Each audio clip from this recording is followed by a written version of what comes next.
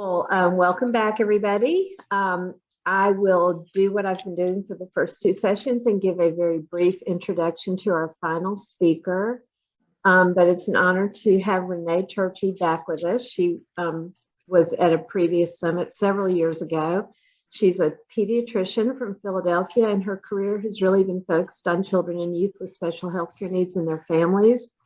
And she's going to talk a little bit about COVID and specifically how it has impacted kids and youth with special needs and their families. And kind of the whole theme of the conference, as you know, has been, things that have happened, things we've learned, and what we can do going forward. And I especially want to just encourage all of you to jump into the chat or the question and answer and share your thoughts or your questions, because I know we want this to be as interactive as it can be, even though we're in many different places. So Renee, I'll let you do a little bit more introduction yourself. Sure, thank you. I'm going to bring up my slides while I'm talking, if that's okay. Sure. Well, thank you so much for having me here. I consider, I was just talking to a colleague of mine about how privileged I've been to be able to be in Alabama twice and visit Russell Children's, and also consider Susan and a lot of the folks there, colleagues and friends. So, and getting to listen this morning to the wonderful presentation and following Mal is a true honor. So thank you so much for having me here. As Susan said, I'm actually just in clinic this morning. I'm a pediatrician in Philadelphia, live right outside the city. And my clinical practice is I have a complex care clinic that was mentioned earlier by a colleague, who sounds like you guys are doing great stuff in Alabama. And I remember when I was there a couple of years ago, I got to go out with a group of the pediatricians and folks from Russell Children's. So you guys are doing great stuff. And I know that War Eagle and Roll Tide, I'm gonna remain Switzerland. I learned my lesson when I was there. I won't take sides, but I'm truly honored to be here today. So I really hope this could be interactive. Really excited to take any questions. So please, I'm happy to stop at any time. And I like to have fun and learn together. So I feel like for me, my parents and my families are my best teachers. So so much of this is inspired by the patients and families I have the privilege of working with every day. So today, what I was really going to focus on was COVID in children and youth with special healthcare needs, the experience, the impact, and lessons learned for the future. And I thought that it was really great kind of working on these slides and thinking about stuff and putting it together. So I was really excited that this was, the topic going forward. And I don't have any disclosures. Can you guys see my slides okay? I don't know if I need to make Yes, we can see them. Okay. I didn't know if the picture was like blocking anything. If it is, just let me know. I'm not so good at that part, but okay, great. So I have no disclosures. And today, the objectives that I was hoping to cover were just talking a little briefly about some of the medical complications of COVID, particularly looking at our population of children with medical complexity and special healthcare needs, and thinking, a little bit about the social and emotional toll that the pandemic really had and continues to have on our families and really all of us. And I know quality of life was mentioned earlier, very appropriate. And kind of thinking about some lessons learned and best practices that I think were touched on in a lot of the other talks. And so excited to also hear some of your ideas in this regard, and also just having fun and learn, which is really, again, just such a privilege being here with all of you. And so kind of thinking about the COVID pandemic and, and our families and our children, it's interesting here. Well, I'm sure you guys do very similar things, every week in my hospital here at Children's Hospital, we look at like the COVID numbers and the infectious disease numbers from the week prior. And like just last week, our overall positivity rate for COVID right now in Philadelphia is about 10%. And we have a community testing center right on site where I am in Philadelphia. It's like I'm in northern Philadelphia. And our positivity rate was up to 24% for both children and adults. It's a community center. So COVID is on the rise. And so I was, thinking about this over the last week when I was working on some of these slides. And when, Susan asked me to do this, I sort of thought, so brilliant to be still talking about this, because unfortunately, I think not only are we still in it, but I think the lasting effects and some of the things that I was going to talk about today, I think we're all realizing, unfortunately, we're going to, need to be talking about this and have it at the forefront. So I like to think about this, these numbers come from the National Survey of Child Health, most recent version of 2019. But, I'm sure, when you think about, Alabama and or any state that you're in or Commonwealth, you think about all the children that you have, and I often, we think about, like in Pennsylvania, we have 12 million kids, about 20% are 12 million is our population, about 20% are children and youth. And then you kind of start breaking down. And I kind of like this pyramid approach where, years ago in 1998, Merle McPherson, I was just talking about this in another meeting I was in. We all think about children and youth with special health care needs, and that definition that came out from the federal level, right? And where we talked about, children who have or are at risk of like social, emotional, physical, behavioral conditions beyond that of children generally. And over the years, I think, a lot of folks at the federal and state levels, we use that very broad definition. It's, ranged anywhere from, depending on your state, or Commonwealth, 17 to 20-ish%, around 19% in the most recent survey, kind of fit that definition. I think it's intentionally broad, right? Because it often can qualify children for services. And, it also, the nice thing about that definition is it's at risk. So it helps us think about some of our children who, let's say, might be born early, maybe a little premature, might have elevated lead or other things that put them at risk. So, we try to think about that population. And then recently, it was about 10 years ago, you'll see this phrase, children with medical complexity, anywhere from, almost 0.5% to 1% of children, of all children, kind of drilling down a little further. And those are some of the children, and youth that we think about that, might have more chronic conditions, might require some technology to help support them in their quality of life, and might, have a need for more specialty and services. And so I sort of think about, I always like to frame things with this lens, because I think it helps us think about when we talk about populations, sometimes I'm doing some disaster prep work here in Pennsylvania that I'll talk about in a little bit. And, we spend a lot of time kind of thinking about and defining, the population of children to best tailor the services. So, when we think about that pyramid, right, and everything that went down with the pandemic, we were all, I just think about that pivot years ago. I don't think any of us really knew what we were in for. I know that for me, I was still coming into the hospital. I was probably at home a day or two a week in the beginning. We were rotating. When you think back to some of that contact tracing that we were doing, we kind of laugh at it now, it just was prior to, if you sort of try to think back to like before, there was, even we understand a lot more about masking and vaccinating. And so kind of the shutdown that occurred in a lot of places, and kids were sent home from colleges, schools, workplaces were shutting down. So, it was just this stay home, stay safe kind of mantra. And, when we look at numbers, we think about, the CDC recently will talk about over 2 million, children and youth have gotten COVID-19. And that, there's always been from the beginning of the discussion talked about children and youth with special health care needs as being, great at risk for negative outcomes. Early on in the pandemic, there was a lot of focus on the elderly, but certainly a lot of our patients and children were at risk. And they report that 75% of youth who died from COVID had one or more underlying medical conditions. So when you look at that, and there is some data out there, right, that's just kind of showing that children that had the most severe outcomes were a lot of, unfortunately, the children that had special health care needs.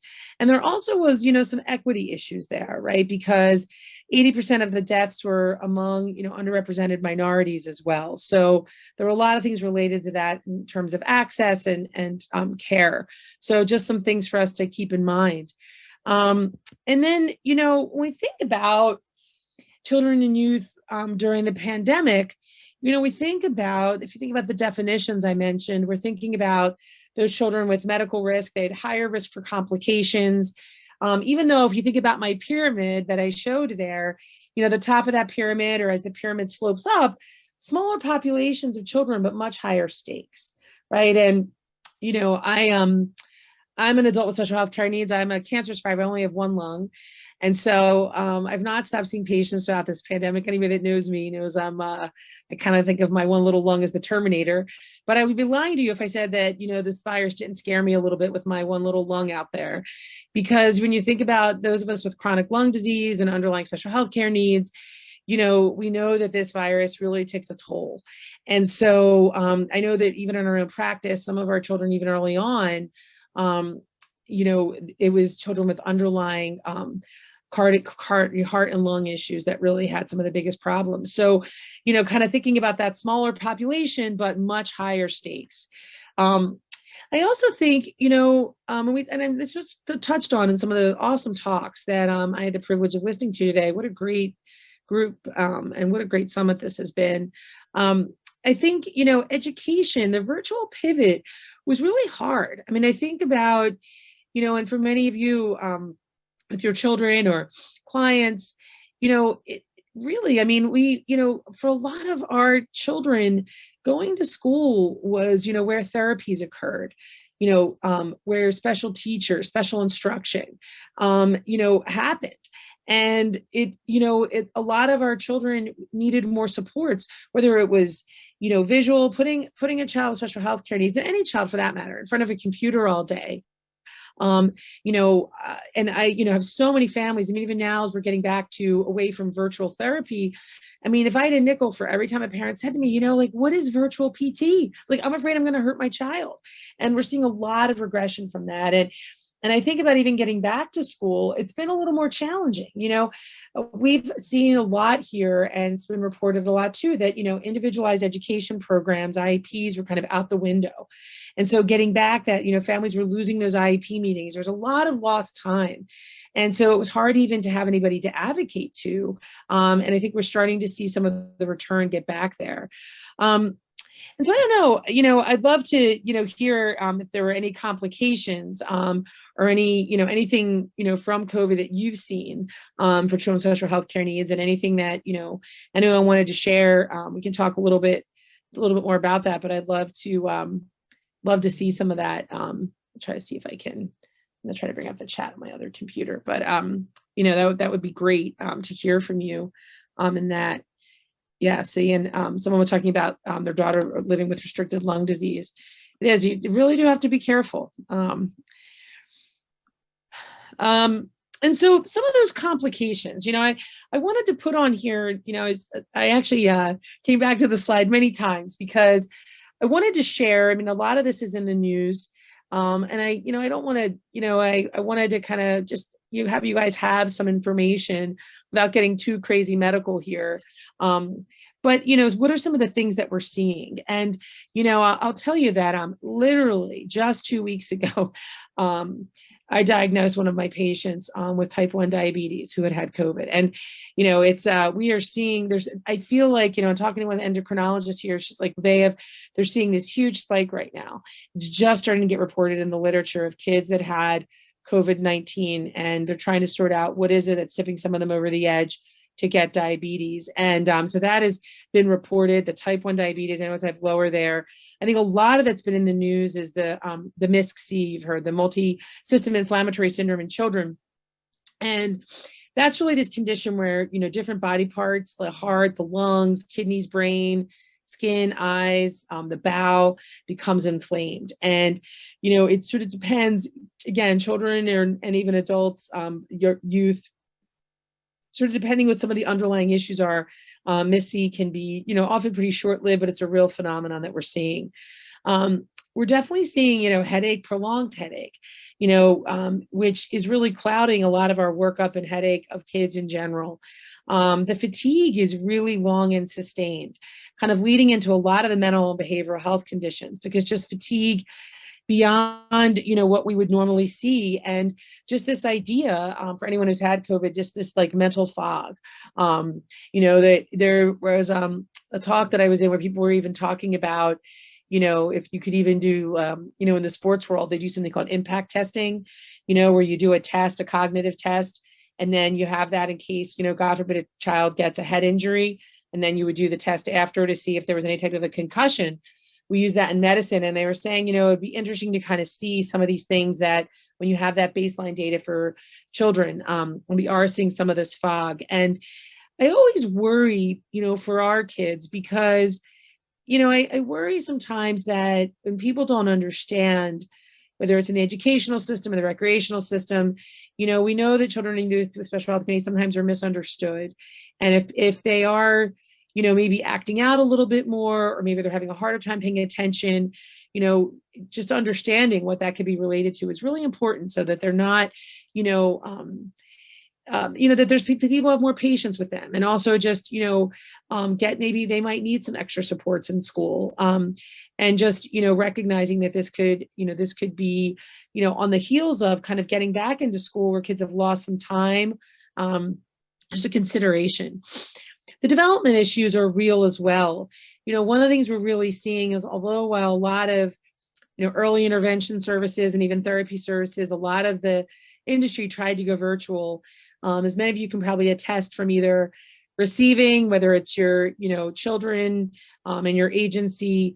I think our therapists did the best they could, but, it's really hard. I always think about PT, especially for a lot of my patients with cerebral palsy, or that really need that hands-on and expertise. And also, parents and caregivers talk a lot about just like the Zoom fatigue, the video fatigue, right? Like some of our families are working all day, or you're at school and then you're doing therapy. And, a lot of parents had said to me, it's just not the same as getting that PT 3 times a week at school or speech. The lung issues are real, the respiratory issues. So we're seeing, certainly, COVID in and of itself causes that prolonged, URI, kind of upper respiratory infection. But if you have any underlying lung issues, we know that it lasted longer. The other thing that's kind of interesting with COVID, if you remember, for any of you that either have children or you yourselves might use a nebulizer, early on and even now, when you have COVID, you have to be very careful in using a nebulizer machine because of the way it could spread COVID.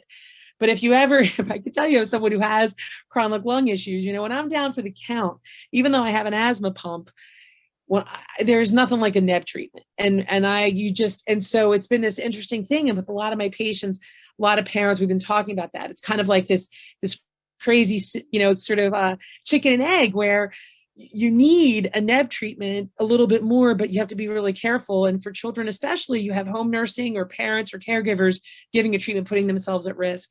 So respiratory issues are real, and the prolonged kind of inflammation in the lungs, especially for those that have underlying chronic lung disease, where many of us, let's say, if you didn't have a lung issue, you might cough for a little bit after the flu, you might have a little bit of residual. You got that underlying inflammation, underlying chronic lung. COVID, can have that long-lasting effects, longer, for some kids, if they needed steroids, they needed longer courses. Smell and taste is a real thing. Some of the heart issues, we've definitely seen that for children. I mentioned the type 1 diabetes, and it's unbelievable. There's be a lot more out there in terms of numbers. And I think the mental and behavioral health conditions, I think this just across the board, for children and adults. I think the isolation, the impact, I think for a lot of us, whether it was your child, family members, lots of people, it's amazing. We're now at a point where, people either have had COVID themselves or know someone. It's very rare that you talk to someone that didn't have, or know someone that had a rough outcome from COVID, might have been hospitalized, God forbid, might have lost their life or lost a loved one. Going from a world where if your child is, at school able to interact, and then parents, being even more protective, understandably, the social isolation as a parent, as a caregiver, as a youth, we're seeing we were having a mental health crisis. And, I think the COVID pandemic really kind of tipped that over the edge. There was a lot, and there has been a lot in the literature. In Colorado, they called a state of emergency for children's mental health. There's been, an increase in youth and child suicide. So the toll on caregivers, who at the end of the day, are really the ones that are, kind of supporting, keeping it all together, is real. So kind of thinking about all of this and where do we go? And folks that know me well know that it's hard for me to do a talk and not have a food reference as an Italian. But I wanted to highlight, just kind of thinking, solution oriented and what kind of things can we do. And tell you some things that are coming down the pike. I think, with COVID and beyond, care coordination and care integration, and a lot of the discussions that you've already heard today, those are really, I see as fundamental pillars, whether it's, a child and youth with special health care needs, and then layering COVID and kind of thinking about, the need to kind of ramp up with education and supports, care coordination. I sort of think about, it's like all the ingredients, all the different pieces. Earlier was talked about the medical home and what is the medical home, and kind of having that medical home and all the pieces that kind of need to be part of that medical home, or like all the ingredients to make a great lasagna. And the truth is, I'll tell you, my nonna from Italy, if you're going to make a good lasagna, it's actually 3 meats that go in your lasagna. Like Italians, it's got to be pork, veal, and beef. But so I couldn't find a slide with that. But in all seriousness, when you make a hardcore lasagna, you have all these ingredients, it's done a certain way. And when you put it together, kind of like the care coordination, what you ultimately achieve is care integration. And so what you see there is kind of a lasagna. My mom would always say that, and she says, you got to have a little overflow. But the idea is that you put all these things together to make something kind of flow well, work together well. And sometimes care integration, it ebbs and flows. Sometimes there's a piece missing. But I often think about that integrated care across systems, and also across into the family is so key. And I think about, I wanted to highlight so that you guys could know there's a policy statement out there that I had the privilege of working on this with Dr. Antonelli, a good friend and mentor in Boston back in 2014. And we've just embarked on a revision of this, which will hopefully be out in the next year. But one of the reasons why I like highlighting this policy statement is when we were working on this years ago, one of the things that was really important to us is that we led the title of this, which was different. It was prior to this 2014 statement, it was the care coordination policy statement. We were very intentional about having the patient and family-centered care coordination as the lead of this policy statement. And I think that that's become even more paramount. And I think we're starting to embark on this with the team to kind of do some revisions, because while I think we're proud of what we did here, the times have changed. And I think that, if there is some really good stuff in here, and a lot of the way I'm wired and the way I think about things is kind of like, what can I do in my office next Tuesday? Giving things to caregivers, families, agencies, that are very practical. What can you take and what can you use? So look for that. The new policy statement is being worked on now. So look for that, and I'll be sure to make sure I send it to Susan. I think a lot about, care coordination and these pieces that I feel like in the COVID pandemic were never more important. And, kind of thinking about having care coordination in place was, really important when all the stuff went down and is continuing to go down. I'll talk about home nursing in a minute. Having those well-defined goals for the family that might needed to have pivot in COVID and beyond. We've had families that have, changed jobs or have had different changes with COVID, but keeping that family-based kind of, team-based care with the goals and the infrastructure and responsibilities is huge, and allows us to pivot when things like the pandemic comes up. The assessment of the health and psychosocial needs, that written care plan that is developed across systems with families and professionals. The services are monitored and modified. There's face-to-face, synchronous and asynchronous communication. So that was a big thing with COVID, was to be able to pivot to telehealth. I think for families, that asynchronous, communication, being able to access the portal, being able, I think one of the things we really learned, and I'll talk about that, is that, it might be not to say that you shouldn't go in, to see your healthcare providers and specialists, but I think there's a lot coming out with remote monitoring and telehealth visits where, especially with families and caregivers are the experts for their children, it might not be that you have to travel across the state to get to that specialist every 3 months. Maybe we've learned that with technology, COVID might have pushed us through to some of that asynchronous support for families. Giving that information and support for management and care is so key, so that a family really and a caregiver has everything that the medical community and provider has, not just what the nurses have. Again, including that community partners involved in the care, having that identified person, that care coordinator, that really the principal clinician and has regular contact with the family. Electronic health systems are huge. That information sharing across systems, even if you're in different health sectors, patient portals, being able to request things so that families aren't having to lug around huge binders. And, looking at between systems and settings so that if you did have to get admitted or transfer care, that those things were all done. So thinking about some of those key characteristics, I think really carried us through the pandemic and beyond. I did want to highlight too, something that just came out in October, of course, Hoover and colleagues, understanding caregiving and caregivers, supporting children with special health care needs at home.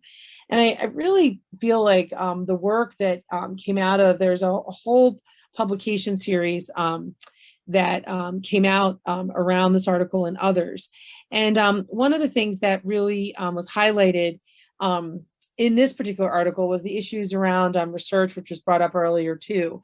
And I just think it's important when we're thinking about family-centeredness and system-centeredness and research, as we're thinking about children with special health care needs, and as we look beyond COVID, a lot of what's talked about in this article is this idea of looking at family-centered research and system-centered research. And you can kind of look at this chart that really, to have things, both family-driven be present in the family-centered and system-centered really is the way to go. And that's kind of what you kind of want as the ideal, and kind of keeping that at the heart as we move forward in research to make things better for patients and families. I think that is really, really key.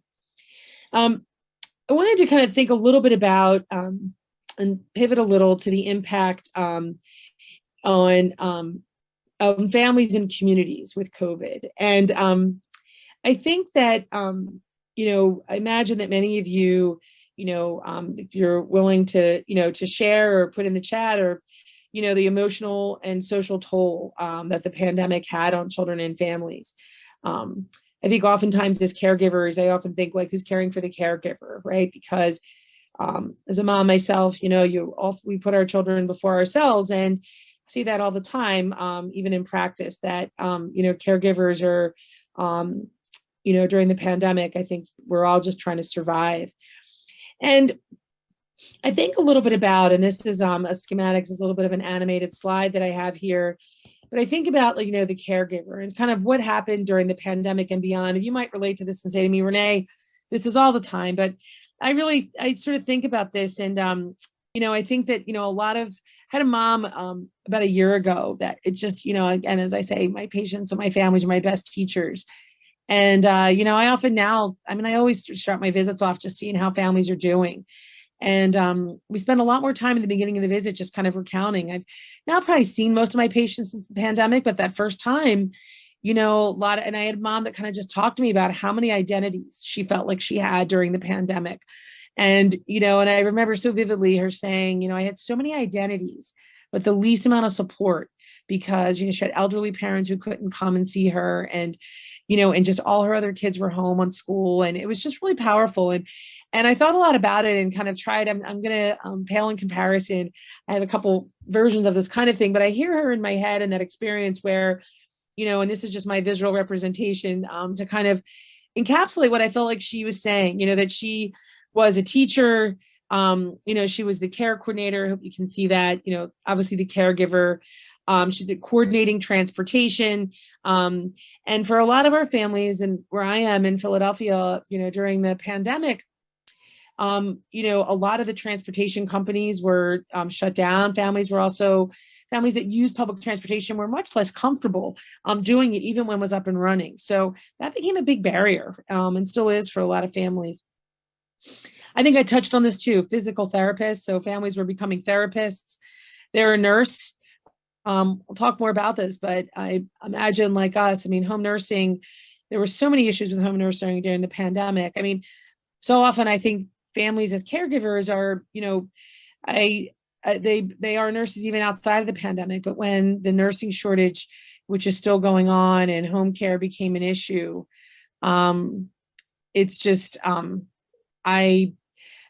families were, doing 24/7 shifts.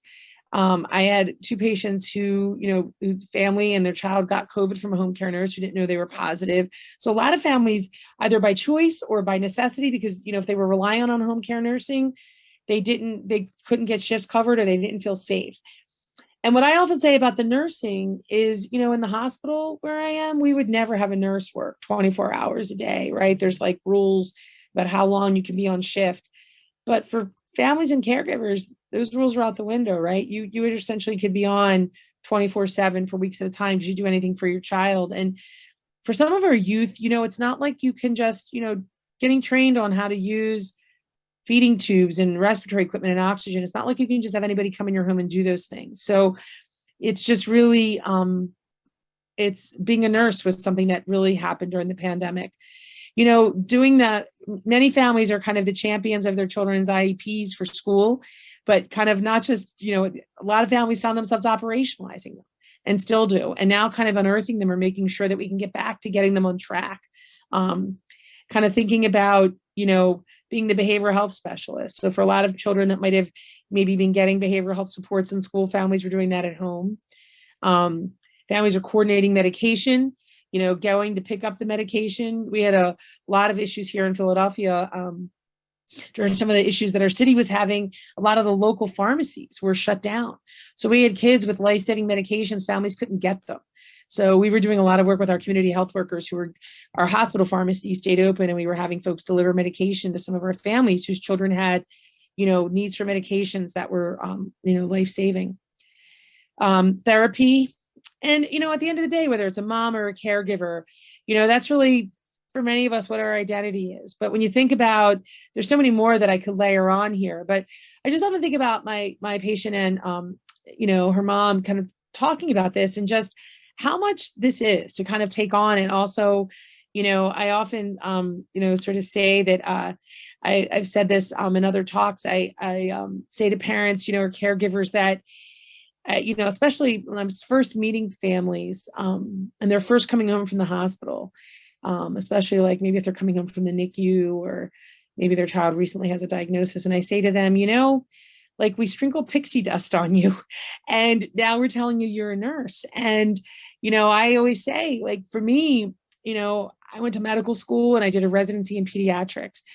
And I knew then that I wanted to do complex care. And then I went on to do a fellowship in Baltimore at Kennedy Krieger, which is really when I learned about G tubes and trachs and things like that. And I always share that with families, more to say, like, it took me a long time to learn. I had no idea. And usually years into it, families are constantly teaching me stuff about tricks with G tubes and trachs. And they, I said to my mom the other day, you absolutely have changed more trachs than I have, and so I just think about what we expect of caregivers, and that we're essentially have ICUs in their homes. And we kind of do these teachings in the hospital. And then you look at like the formal training that a lot of us have. And I just think about the COVID pandemic where, that happens at baseline. But now you might be, it's again, for us, I have about 500 kids in my practice with my partners and I, that we've got 3,000 children with special health care needs we care for in our complex care clinic.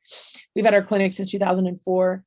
And we've got 500 plus kids that, have shift nursing. And what we have found is that many of our families have had to rely now on multiple agencies to get shifts covered because there just aren't enough nurses. And families are telling me constantly they're training the nurses because there's just not enough and they just need some support. But then you think about COVID, where you might have had a little bit of that support and now it's gone. And so I just feel like that to me was a real phenomenon. And we are still seeing the effects of the nursing shortage. I don't know about you. I imagine it's similar. It seems national to me that, we're seeing it in the hospital. We're seeing, oh, this is great. The resource. I'm going to copy this when I'm done. Yep. 30 days of intense training is what we got at Children's. Great training.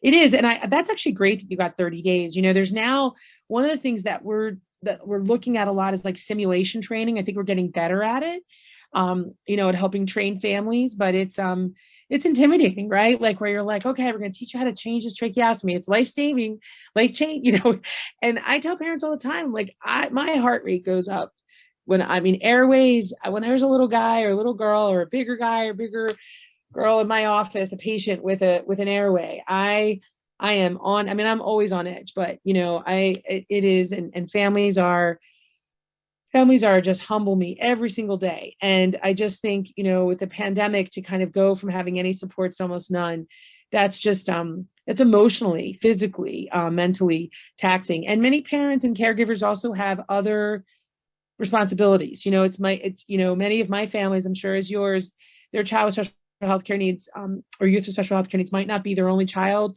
Sometimes there's other family members or a job or just other responsibilities. So it's kind of balancing all that, which is challenging. And I just think COVID really kind of exacerbated so much of that. One of the things I wanted to share, just some lessons learned. I thought this was really relevant. I spent some time pulling this. So I've become, over the years, it was actually interesting, prior to the pandemic, I had a colleague here in Philadelphia who asked me she was putting in a grant and asked me how much I knew about disaster planning. And I said, for me, I remember I was at a talk shortly after Katrina, and I remember there was this awesome pediatrician named Scott Needle. And it was right after Katrina, and he was showing these photos of his practice, and he had paper charts. And, for the longest time, I think, and I'm saying this as, being up north here, that thinking about disasters and emergencies, we sort of, up in this area, people for a long time thought, well, that's the kind, that you think about Florida or Katrina. And I think people often felt like that was not something that could happen. And now I think that has completely changed.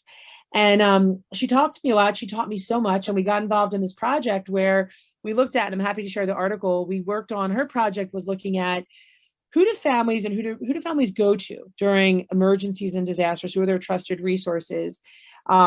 Learned a lot, about where families go. A lot of it was their medical home. Who are their trusted providers? And after working on that project with her, what really struck me was I became so interested, and I was like, wow, I need to be doing a better job in my practice, helping support our families. A lot of our children and families require electricity. We have major snowstorms up here, power outages. We've now had Sandy. I mean, there's a lot, all of us, right, have a massive storms. It's, the emergencies and disasters are ubiquitous. And I started thinking, I'm kind of like a on the ground person. And we put in a grant, we got funded by the CDC. We got a grant. We're finishing up this project where we wanted to do in-home assessments. So our project is 150 families. We're just finishing up data collection across Pennsylvania. About 25% of our families are in rural areas. We have a large rural area by census definition in Pennsylvania. About a third of our families have limited English proficiency. And what we did was we were going to do it in person, and then the pandemic came, so we did it all virtually with some in-home pieces. But we essentially wanted to look at and help families and understand what was their sense of their perceived susceptibility of an emergency or disaster, where they prepared, kind of went through do you have a backup ventilator? Do you know how to feed your child with a G-tube with syringes if the power goes out? What do you do for backup medications? And this was really the focus of this. And we had a social worker, community health worker, and a medical equipment provider help train families. And we did we also worked with the Red Cross. I learned a whole lot about smoke alarms. There's shaker bed alarms. We've got a lot of resources for families. We've had a number of house fires here. But there's a lot of different fire alarms you can get for children and families that might have visual or hearing challenges. And there's these shaker bed alarms. And so anyway, one of the things that we did as part of this project with 155 families was we did some qualitative work afterwards, because we wanted to hear from the families. Hey, we developed this tool with the CDC, but we wanted to hear from them because, a lot of this is an area that's not very well studied. So we asked families kind of what are some of the things that they learned, and we were recruiting and working with families during the pandemic. And so I just wanted to share with you, because I thought this was pretty relevant since we did a lot of this work during the pandemic. We're just kind of looking at a lot of this research. So right now, so we're kind of still doing it. It'll hopefully be published soon, but I wanted a lot of this, my team, and I was like, I'm giving this talk. I want to share some of the themes. So they helped me pull some of what we're already starting to see. So it was a broad range of experience. And some of the common themes is the virtual schooling was really challenging, the disruption in services, home nursing, a lot of large financial impacts. The critical routines for some of the kids with autism and that really relied on kind of like that, this is the bus that comes to get you, you go to school and this is what we do, really hard. Isolation for already isolated families. The PPE issue, the masking and the utilization of social distancing was really a challenge. The ability to communicate or explain risk, the regressive behaviors, new behaviors, delaying healthcare. A lot of families were missing well visits, vaccines. And I wanted to share with you a couple of quotes from some of our families. I just thought, I don't know, these were some that there's a lot more, but these were some that resonated. And I just sort of thought that these were things from some of our families in PA. And I'll read them to you. At first, it was an adjustment. We focused on making routines. We were so used to being out all the time for appointments. Luckily, I'm an educator. I was able to be good with coordinating these things the best I could. Had to find ways to exercise while in quarantine, walking outside. In-person doctor's appointments had to be handled with extra caution to try not to get exposed and infected with COVID-19.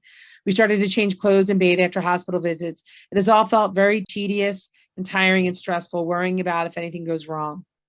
Another family said, their child has had a hard time understanding why they could no longer be social, has had tantrums due to the change in routine and not understanding why. The pandemic is horrible, but what can you do?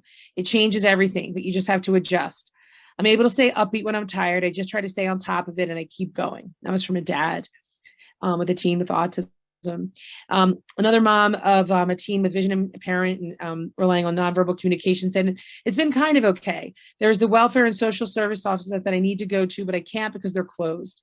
For my child, he only hears my parents over the phone. It has been frustrating for him because he can only hear them, but not physically see them.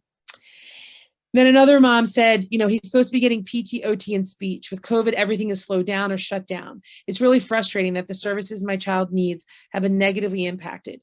COVID did help me get my child home from the hospital and I can work from home and I never have to leave. So for some families, there were some things that came out of it. I wanted to share too, a story that happened with one of my families after the pandemic. Because I think, I shouldn't say after, so towards the tail end of the pandemic. And I had never had this happen, but it was, and it just was highlighting, it was kind of the supply chain issue. There's a big formula issue right now that I'm sure you guys are experiencing. But I have a patient who's about 9 years old. He lives in the city here. And he was just getting back to go to school after having been out. And his mom has some health conditions herself. She gets dialysis. And she was, after about almost a year and a half of not going to school, he was able to start going back to school. And his sister is his home health aide.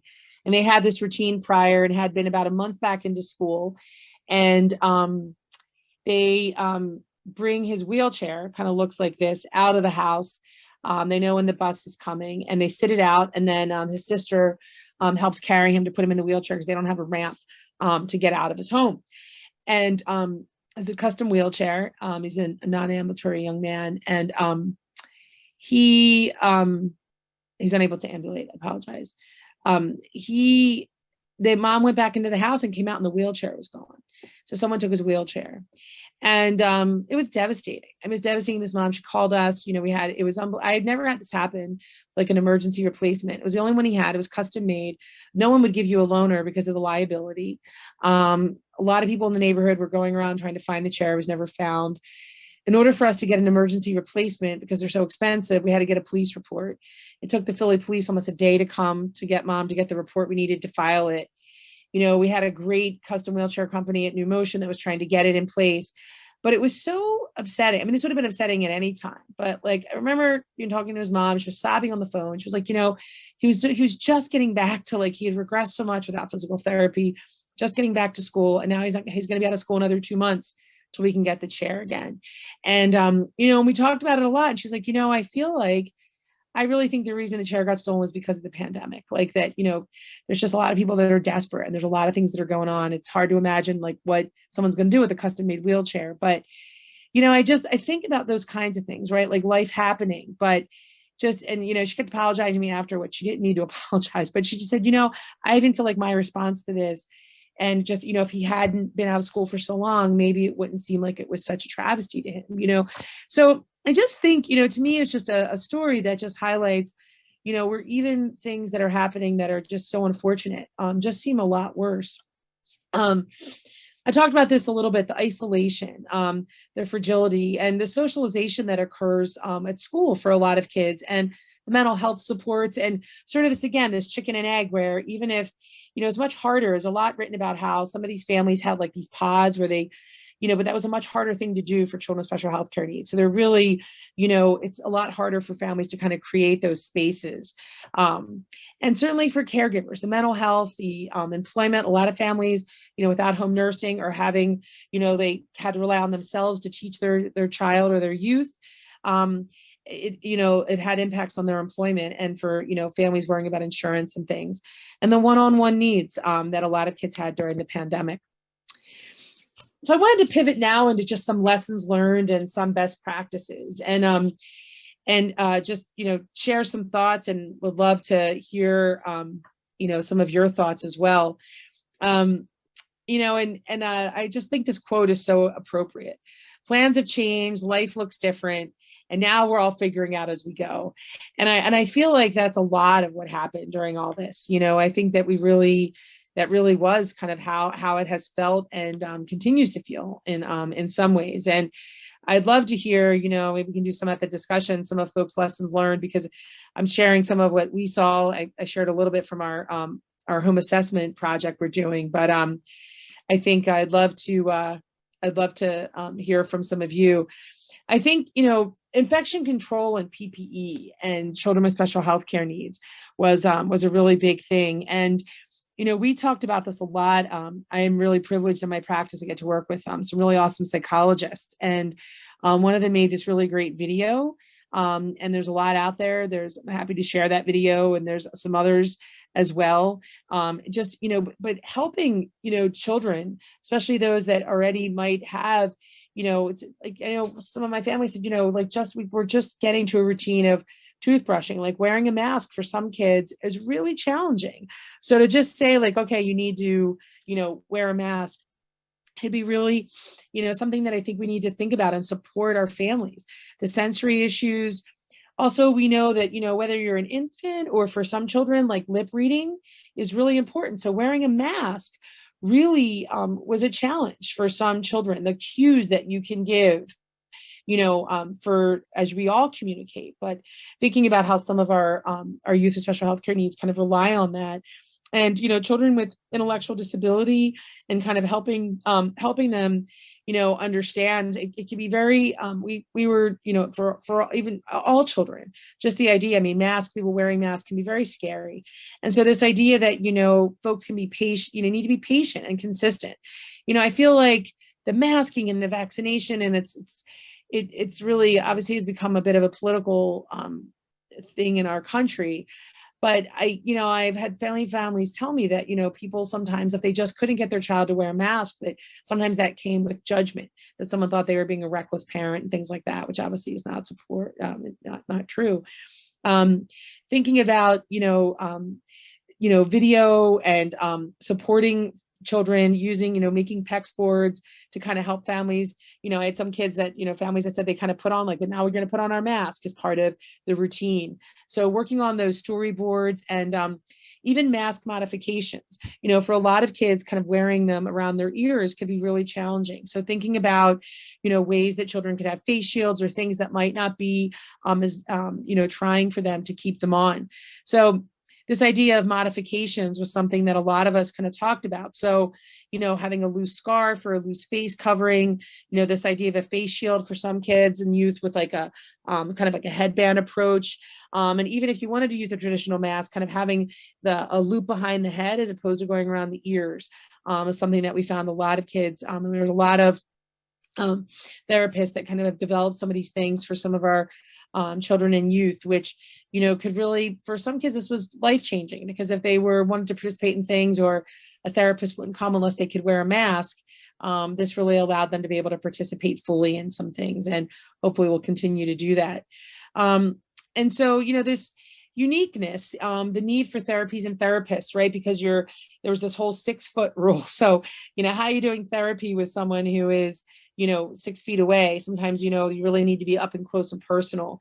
And that, as I mentioned earlier, that language of communication, the routine, the lip reading, the reassurance, the smiling, I see it all the time in the hospital. I'll walk by and I sometimes don't even recognize people that I know because we're wearing masks, your hair's up, and and so for someone that, a child or a youth that might not see someone every day, that's not their caregiver, those things could be really different for them and could have a huge impact on their ability to engage and participate fully. Transportation is another thing. There were a lot of transportation, a lot of school buses and things like that, where if children were going, they required masks and the kids couldn't get on. That was important. And yeah, and this I'm just was looking at the chat here. Telehealth, I agree about the benefit should always been in place. Being able to see the patient interactions, the whole family, absolutely not visible in the acute setting. And I agree. I think that the telehealth is I call it a COVID blessing. I think we're getting better at it, and I will tell you too, like for us, that's one of the things we learned from this home assessment project. Families have loved that there's an equipment provider. We've gotten so much positive feedback. The equipment provider that we've been using for our project is a respiratory therapist, and families have said just these little nuances that having someone see, it's one thing for us to talk about it in the office, but seeing how things are set up in your home, huge benefit. So great comment. A lot of our kids that use power chairs weren't using them when they didn't go to school, so the batteries weren't used. Batteries eventually died and needed new ones. Wow, I hadn't heard that. That's a great point. Thanks, Minnie. So when they started using their chairs again. And also, I guess probably even for some of our kids that are growing, probably needing those adjustments. And that was the other thing I know for a lot of us, those wheelchair and the equipment clinics were shut down. A lot of the companies weren't going out. This was just an interesting thing that I wanted to share. I thought it was kind of interesting. I thought this visual was an article that I read that kind of just to highlight this issue of face and face masks. And it looked at, it was this, it was called the Cambridge Face Memory Test. And it just highlights this, impact. If you look at this picture of the perception of faces. And this was, just this study that kind of looked at the influence of the qualitative way that a face mask can make someone perceived. And the top row of faces is without mask. And if you look at, so this person here, this is them without the mask and with the mask. And if you kind of look at the top and the bottom and the comparison, it's pretty dramatic. And they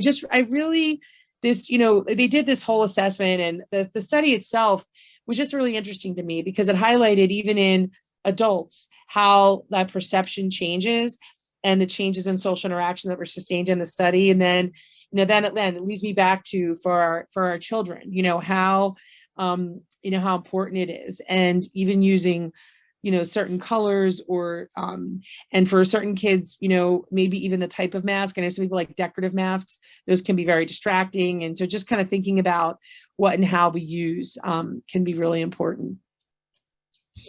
The PPE use at home was also something that, was important. A lot of our families, a lot of home nursing agencies couldn't provide PPE, therapists, I think it's gotten a lot better now, but early on, wipes and hand sanitizer. And I think just the whole hygiene piece was really, really important. Effective ventilation, the nebulizers, wearing an N95 mask is, what a lot of us were recommending. But I can tell you that someone, that has lung issues, when I'm seeing patients, I really can't wear my N95 for more than 15 minutes at a time, just because it's so good. If you have any limitation in your lung capacity, it's really hard to breathe through an N95. So we have to think about some of those things with children and youth, and also the appropriately fitting, as I was talking before about like the ear loops and things, and just this idea of pinching. And a lot of children, there's ways to wear glasses, and that can be very challenging. I talked a little bit about the aerosol generating procedures.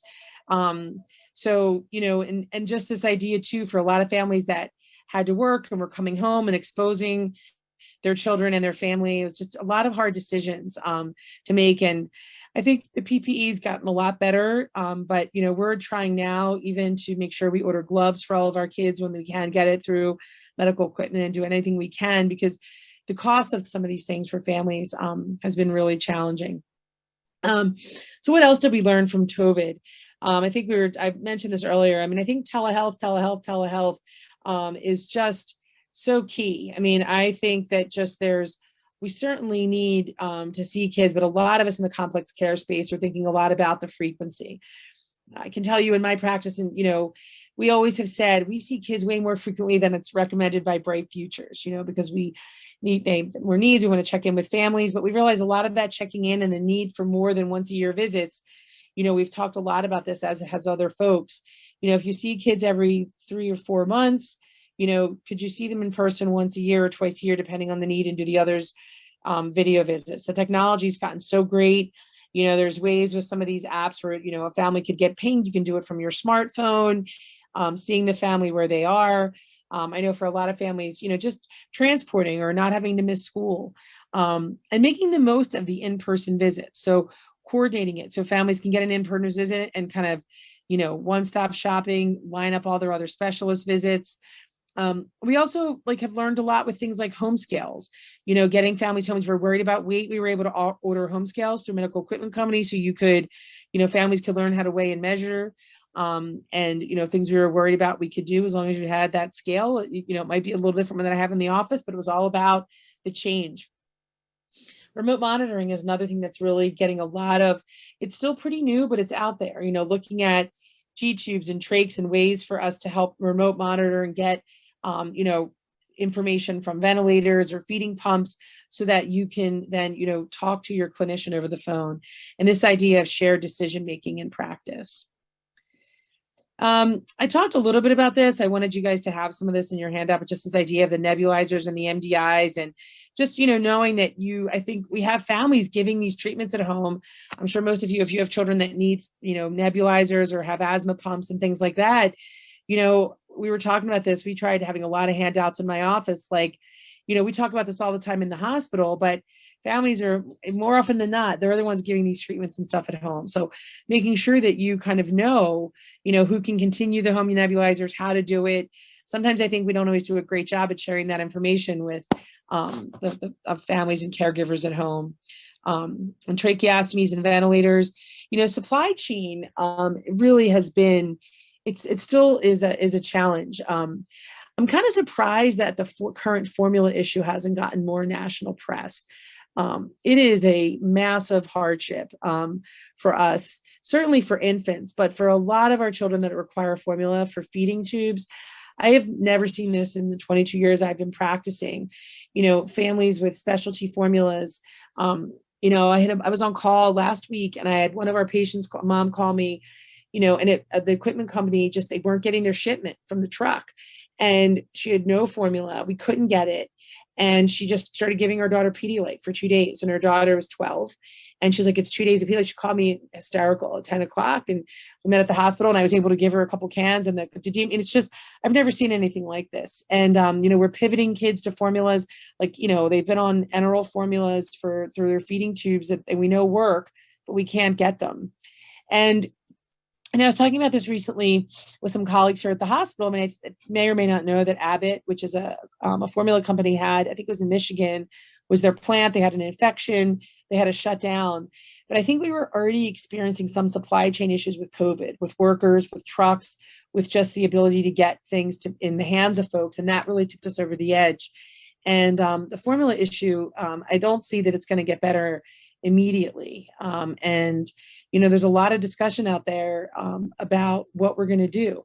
The shelves are bare.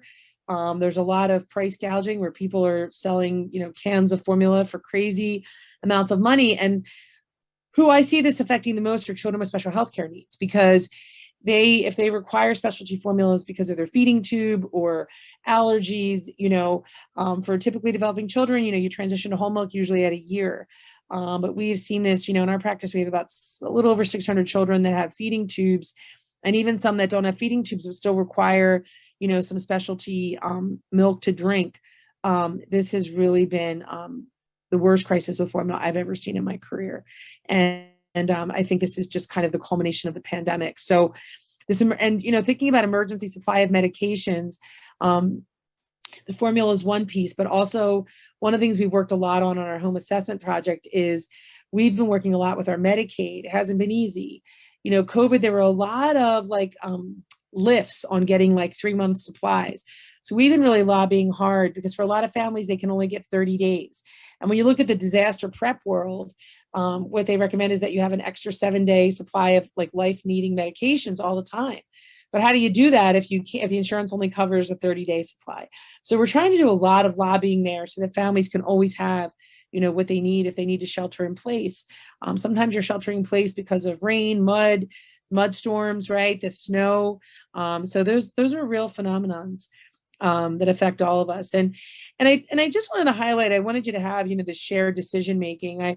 I come back to this because I just think that it's so fundamental to what we do, and really, paying attention to the needs of the parents, the educators, and all others. I think about some of the discussions I've had with families, their decisions to maybe not go back to medical daycare, not have home nursing, or, pivoting schools. And, we learned that a lot, coming out of the pandemic or in it. We really have to go back to, what are the shared goals and objectives? What is going on at school? Because it's all looking very different. And really thinking about the health equity aspect of this, and, the access and the cultural values and beliefs, and, recognizing that the flexibility that we need to have, and thinking about, who is responsible, because as we think about integrated care planning, that responsibility is shifted. And so, really trying to think about, while it's, there's a lot of different interpretations before, during, and I'd say, I don't even know if we're in after the pandemic, but just so important to have that living and breathing, just continuing to reevaluate and constantly come back. So I think that, the infection control strategies that are unique to our population, some lessons learned, I just think in general, we know that, there was a lot of spikes in RSV, which is another virus, influenza, adenovirus, while COVID was going on. We had this, for those of you that might have littler children in those first years of life where they get the RSV shot, the Synagis shot. The Synagis season was completely wonky this year. It's usually between November and March.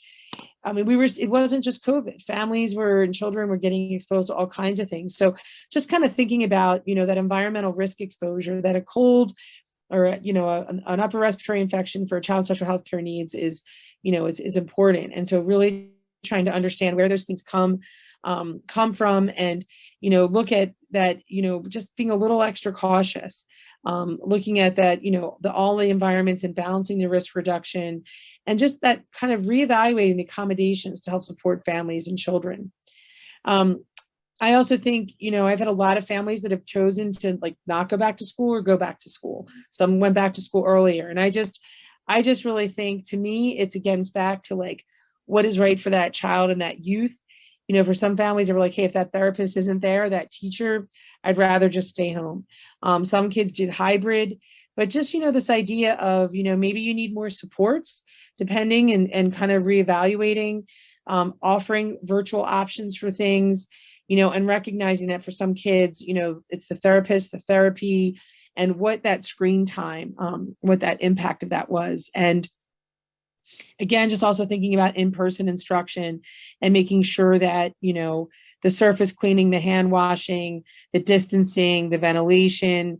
And, again, when we talk about that PPE we talked about earlier, making sure teachers and staff, they understand some of the nuances that might be needed for the child and youth. I have a mom who said she wants to put on, in her child's IEP about wearing a mask just because of the infection control now, even outside of COVID.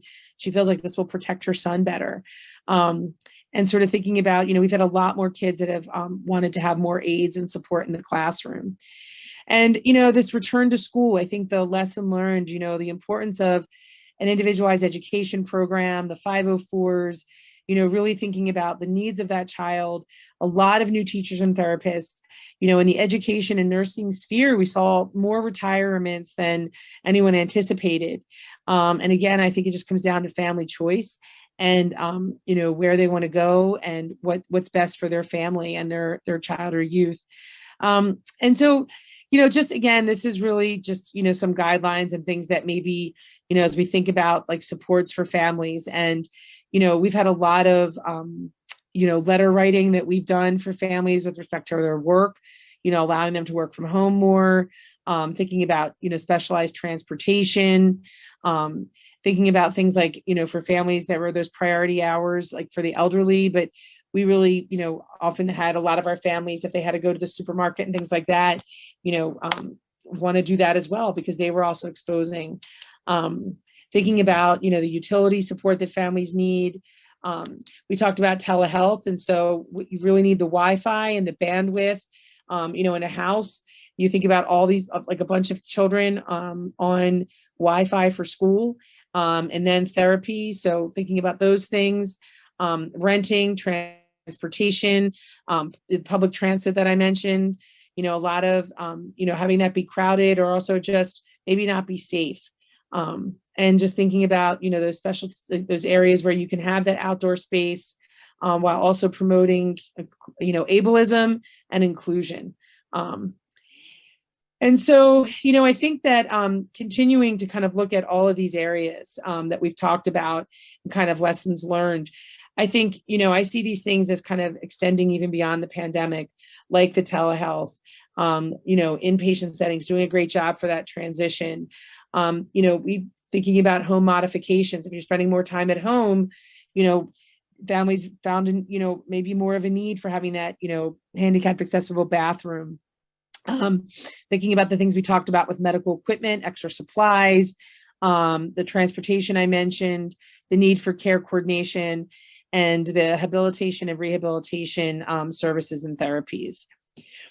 I do want to also just comment vaccines. We one of the things that, as we think about, COVID vaccine or influenza vaccine, one of the things that I saw that I was really excited about was that there were some real nice efforts to, when they were doing these massive vaccine efforts, to have special hours, special accommodations for children with special healthcare needs, so that families wouldn't be waiting outside, in the cold or for long or get infectious exposure, or recognizing that for some children getting a vaccine, is really challenging. So access, maybe sensory issues, the transportation, recognizing that mass vaccination centers for whatever we're doing, whether it's COVID, flu, or something else, might not fit for our population.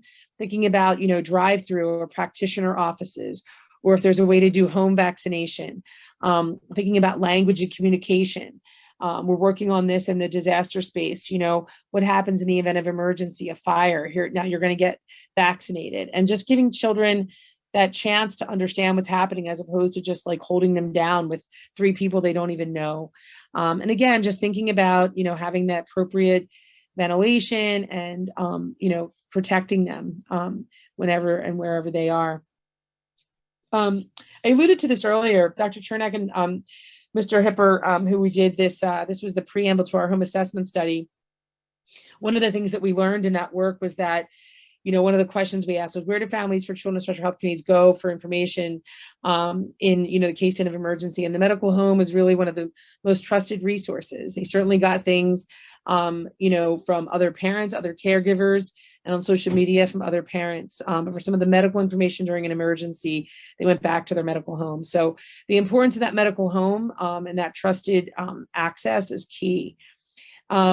And, again, big lesson learned is those accommodations, inclusion, in all environments, home, school, activities in a safe way that's driven by the family, and that we keep equity as a lens in all of that, and ableism. So whether it's housing, healthcare, education, childcare, parks, community life, faith community, and just giving them that space and physical distancing and giving them the PPE that's needed.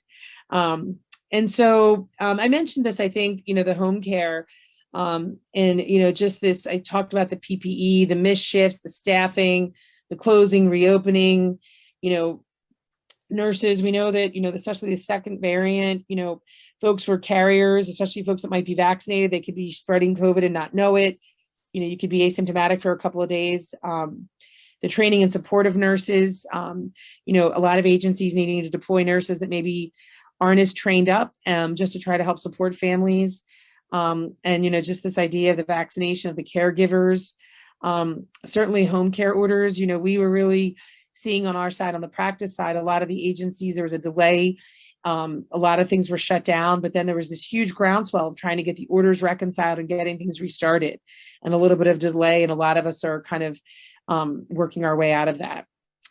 And this is just, a framework that I kind of think about with care integration, and really seems very relevant to what we've talked about here today. And just, if you kind of follow me around here, this, if we're sort of thinking about an optimal kind of integrated world, this family partnerships and goal setting, you have these shared plans of care, identifying and supporting behavioral health across systems, looking at the policy collaboration. A lot of these things were already mentioned today, and sort of thinking about the private public sector, the educational system we've talked about, which I think will remain important even as we get through the pandemic, the virtual learning, the transportation, the equity needs, looking at social needs, whether that's screening. We have a medical legal partnership in my office.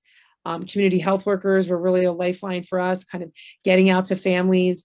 When WIC offices were shut down, they were delivering formula, social workers, thinking about transportation, early intervention in the community, home nursing, the medical equipment providers, the healthcare system, thinking about, those activated team members, the family to family health information system, the family advocacy groups, community-based organizations, the primary specialty care. And certainly, I think as we talk about telehealth and therapies and getting access to needed behavioral health and mental health, the technology, apps, we found that, there's a great app that we use for breastfeeding support because families weren't getting lactation support. So the city had this great app called Pacify that allowed kind of virtual support for families with breastfeeding, thinking about patient portals. So families could request things without having to be on the phone. They needed to get stuff done quickly. And having those shared plans of care that families have access to that are across systems. So again, I think, a big lesson learned are all the members of the neighborhood. I mean, whether that's equipment, therapies, behavioral health, family supports, community-based organizations, home nursing, school, whatever it is in that child's community and neighborhood. I mean, that's really where we have to focus. And that's a huge lesson learned, because I think the neighborhood was always important, but kids are spending a lot more time in their neighborhood during the pandemic. We did some work on patient and family-centered care. This is an article that has some tools in there that may be of use to you. So we'll have that if you'd like to have that in your handout. And I think if you are going to measure things, I know we were talking about that earlier, thinking about measuring what matters. So the patient and family and caregiver experience. I think experience with the care integration and care coordination is important. We're really trying to look at provider experience and retention. We had a last exodus of nurses. What is it that we need to do to keep high quality people? And we're trying to look a lot at quality and a lot of partnerships with our insurance companies and our payers. I think community partnerships are a huge lesson learned. This is the reason I have Elmo with a feeding pump is this happened a number of years ago. It was pre-pandemic, so not necessarily a pandemic lesson, but it highlights to me in a story that to me highlights the importance and the value of really good partnerships with home equipment companies. We have Sesame Place up here right outside of Philadelphia, and they do some sensory days where they turn off the music and lights and make it supportive, and have a lot less kids go for children that might do better in that environment. And one of our patients was there, and he left his he was feeding and he got in line, and so his mom just let his feed run and then disconnected him on a ride. And then when she went back to the teacups, it was gone. And the feeding pump, we never found it. No one ever turned it in. So we always joke that Elmo probably stole the feeding pump, but he had an overnight feed that night. And this was at the end of the day, and we were able to get this equipment company to go out and give an emergency feeding pump to this mom so this little guy could get his feed overnight. And then we got the insurance approval about a week later. But it was just, having that partnership with that equipment company, this mom had this great day with her family, and then to have that stress. And so being able to have a community partner that you can rely on, that you can call at a moment's notice, was huge. I think, the family and patient advocacy groups are, family to family, are very lucky. I mean, in Alabama, you guys have got one of the best there. So I think you're really fortunate. The F to Fs, the family to family health information centers, are huge go-to source. I'm really liking Pennsylvania. We also have really wonderful supports here as well. Our educational systems, schools, early intervention. I mentioned the equipment providers with Elmo, our payers, huge partnerships with insurance. Thinking about Title V and your local health departments, community agencies, home care, child care, Medical legal partnerships are huge. They help a lot of our families with housing, utilities. I just saw a mom earlier today in clinic, and she's having a really hard time. She's single caregiver now, and she wants to get her mom here from Ghana, and our lawyers are going to help write a letter. They'll help our families with power of attorney if there's a guardianship issue, and they do all of that free of charge. So it's nice that families can get some legal support unique to their child's special health care need, and not have to pay, a large attorney fees. So you don't necessarily have to have a lawyer in your office. There's ways to get those. Some take-home messages in all this. I just think about the population that I love and have the privilege of working with, both in my practice and my policy work. Small population, high stakes, but the best there is. I feel really blessed and fortunate to get to do what I do. So lucky that I get to love my job. The role of the medical home is paramount. I really think that we have a responsibility to support our families and partners with them, and partner with the schools, home care specialists, and all of our community partners, including the FDFs. And remembering that every child and family is unique. And so really meeting them where they are and understanding with their perspective. I take care of a lot of children with feeding tubes or tracheostomies, and family goals are very different. Every family's different. And I really feel like, to me, our Sixers, if you follow basketball, our Sixers right now in the middle, there's a big game tonight. So I'm big into like teams, and I always think about the answer, the process. That's a big key. I don't know how many of you are into Philly sports, but we have this player named Embiid, and he's kind of like the big player here. He's the answer, and I think in this case, it's not the Sixers, but family partnerships are the answer. And I think it's really about listening and listening again. And, sometimes in my career, I don't always do it right. I try, and I've got great team members and great partners that kind of can sometimes stop me, because sometimes our tendency is to want to help or think that we know what's needed. And I feel like the pandemic, more than anything, goals have really pivoted and changed. But the key is just having that partnership, open and honest communication, and just partnering with families in an authentic way is really key. So I always say, what do we do next Tuesday? I think this, the statewide telehealth access, especially populations that have been made vulnerable by all this, increase the medical homes serving children and youth, improve care coordination and access to home-based services, work across agencies, and collect data systems to help address health equity. Some really great messages in a recent article. And, just kind of thinking about keeping that the conceptual model, the holistic lens, the goal setting and care mapping, measuring things that we talked about, and really honoring the cultural and ethnic diversity and health equity at every step is really key. I'm a big Mr. Rogers fan. He actually did grow up in Pennsylvania, right outside of Pittsburgh, and he has some really good quotes. And I think he was a man that was ahead of his time in terms of what he saw for the world. But so he has some really powerful quotes, and this is one that I really like. Imagine if we all walked into the world with the belief that each person was inherently worthy. Imagine if our goal was to help each other recognize that we are worthy of being loved. Imagine if we sought to listen more than we spoke. And, as a healthcare provider, I think that that's a really important thing. And so I'm really grateful for the opportunity to be here with you today. I'm happy to take any questions or chat, and you guys have my contact information. That's all I had for today. And thanks for having me here.